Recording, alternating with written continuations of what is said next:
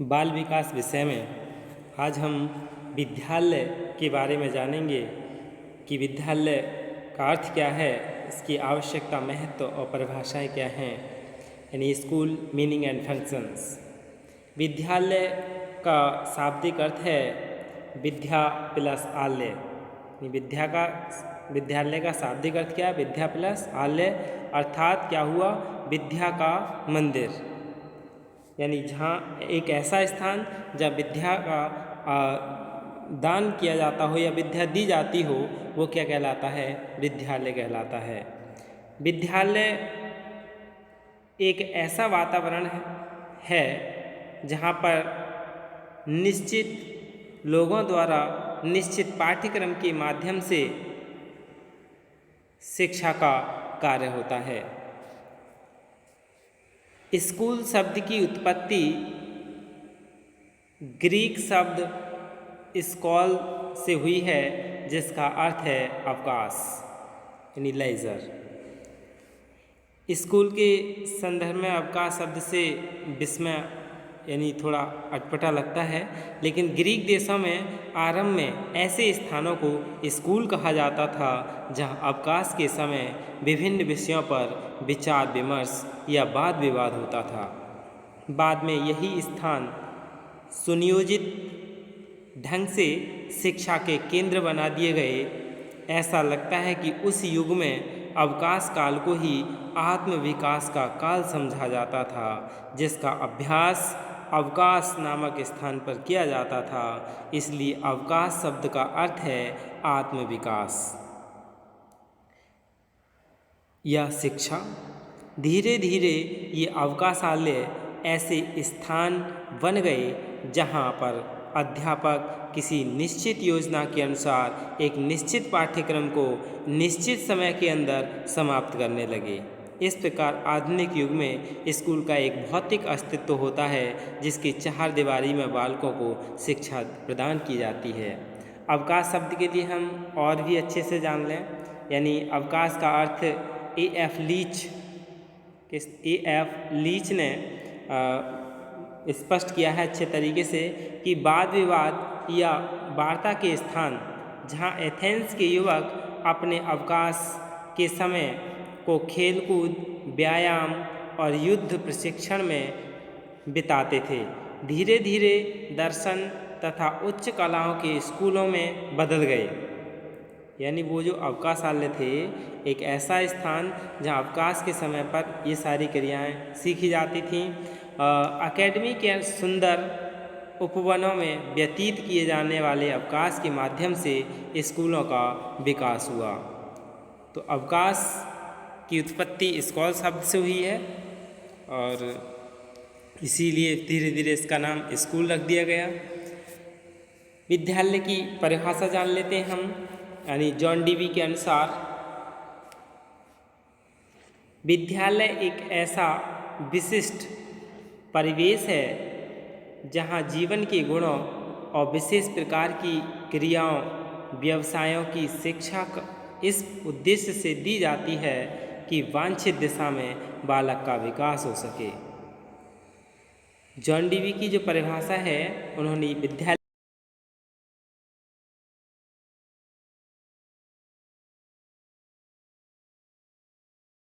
व्यवसाय की शिक्षा है, इस उद्देश्य से दी जाती है कि बालक वांछित दिशा में विकास कर सके। रॉस के अनुसार विद्यालय वे संस्थाएं हैं जिनको सभ्य मनुष्यों द्वारा इस उद्देश्य से स्थापित किया गया कि समाज में सुव्यवस्थित और योग्य सदस्यता के लिए बालकों के तैयार करने में सहायता मिल सके। यानी विद्यालय वे संस्थाएं हैं जिनको सभ्य मनुष्यों द्वारा उद्देश्य से स्थापित किया गया है, यानी सभ्य लोगों के द्वारा, और इस उद्देश्य से स्थापित किया गया है कि समाज में सुव्यवस्थित और योग्य सदस्यता के लिए बालकों को तैयार करने में सहायता मिल सके। अब हम विद्यालय की आवश्यकता और महत्व के बारे में जान लें कि विद्यालय की क्या आवश्यकता और महत्व है। Need and importance of school. तो विद्यालय की शिक्षा का एक महत्वपूर्ण स्थान है यानी साधन है। आधुनिक युग में ज्ञान की अत्यधिक वृद्धि के कारण छात्रों को शिक्षा प्रदान करना केवल विद्यालय द्वारा ही संभव है। विद्यालय के महत्व के विषय में एस बालकृष्ण जोशी ने बताया है कि किसी भी राष्ट्र की प्रगति का निर्णय विधानसभाओं, न्यायालयों और फैक्ट्रियों में नहीं वरन विद्यालयों में होता है। The progress of a nation decided not in legislatures, not in cultures, in courts, not in courts, not in factories, but in school. तो हम इसके महत्व के लिए जान लें। विद्यालय के प्रमुख महत्व हैं। सबसे पहला है विशिष्ट वातावरण की व्यवस्था, यानी provision of A school in special environment. विद्यालय सीखने सिखाने का एक विशिष्ट स्थान है जहाँ पर विद्यार्थियों को ज्ञान प्राप्त करने का एक विशिष्ट वातावरण मिलता है जो अत्यंत सरल एवं व्यवस्थित होता है। निश्चित रूप से शिक्षा के लिए ऐसा वातावरण शिक्षा के किसी अन्य साधन से उपलब्ध नहीं हो सकता। दूसरा है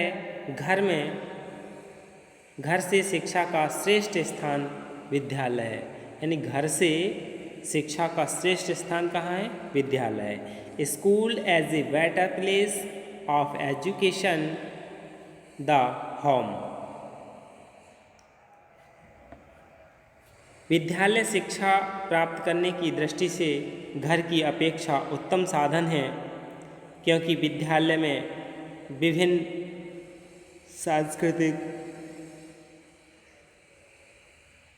पृष्ठभूमि के बच्चे पढ़ने आते हैं।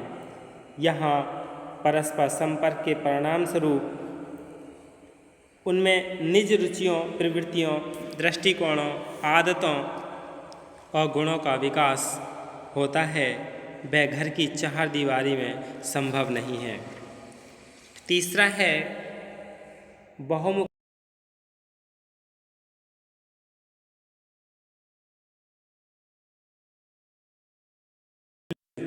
प्लूरलिज्म। विद्यालय में छात्र विभिन्न परिवारों, समुदायों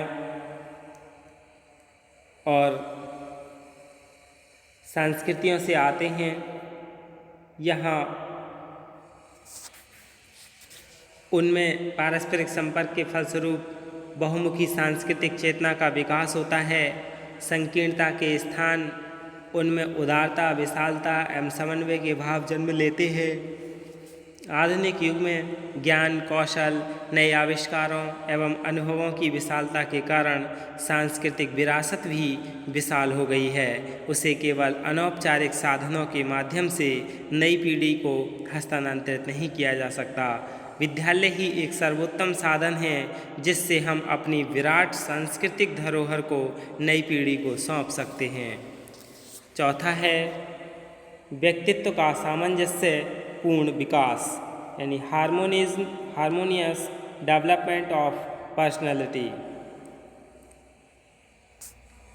वैसे तो धर्म, समाज, परिवार आदि शिक्षा के अनेक श्रेष्ठ और अनौपचारिक साधन हैं, पर इनका ना तो कोई पूर्व नियोजित कार्यक्रम होता है और ना कोई निश्चित उद्देश्य होता है। इसलिए कभी कभी इनका बालक के व्यक्तित्व पर अच्छा असर नहीं पड़ता। विद्यालय का क्योंकि पूर्व नियोजित कार्यक्रम और एक निश्चित उद्देश्य होता है, इसलिए इसका बालक के व्यक्तित्व पर अच्छा प्रभाव पड़ता है और उसके व्यक्तित्व का सामंजस्यपूर्ण विकास संभव हो पाता है। फिर है घर व विश्व को जोड़ने वाली कड़ी, यानी connecting link between the home and A school the world.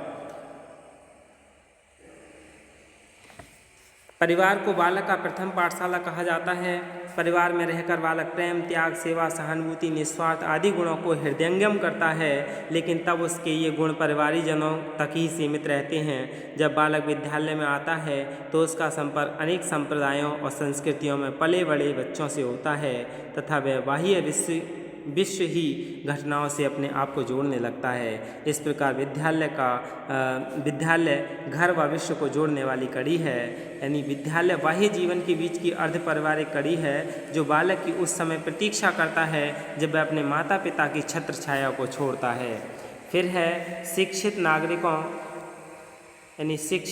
नागरिकों का निर्माण, क्रिएशन ऑफ एजुकेटेड क्रिटिकिज्म। यानी हमारा देश प्रजातांत्रिक देश है। प्रजातंत्र को सफल बनाने और संपूर्ण राष्ट्र की सर्वांगीण उन्नति के लिए नागरिकों को शिक्षित होना जरूरी है। और नागरिक शिक्षित कहाँ होता है, चेतना जागृत कहाँ होती है, सामाजिक गुणों का विकास कहाँ होता है, विद्यालय में होता है। फिर है समाज का निरंतर विकास यानी कंटिन्यूअस डेवलपमेंट ऑफ सोसाइटी। शिक्षा एक सामाजिक प्रक्रिया है। विद्यालय एक प्रमुख सामाजिक संस्था है। सामुदायिक जीवन का एक रूप होने के कारण विद्यालय में समाज की निरंतरता और विकास के लिए सभी प्रभावपूर्ण साधन केंद्रित हैं। विद्यालय को समस्त संसार का नहीं वरन समस्त मानव जाति का आदर्श लघु रूप होना चाहिए। फिर है जीवन की जटिलता यानी कॉम्प्लेक्सिटी ऑफ लाइफ। जीवन की जटिलता यानी आज का जीवन अत्यधिक जटिल है, आवश्यकताओं की मांग अधिक है,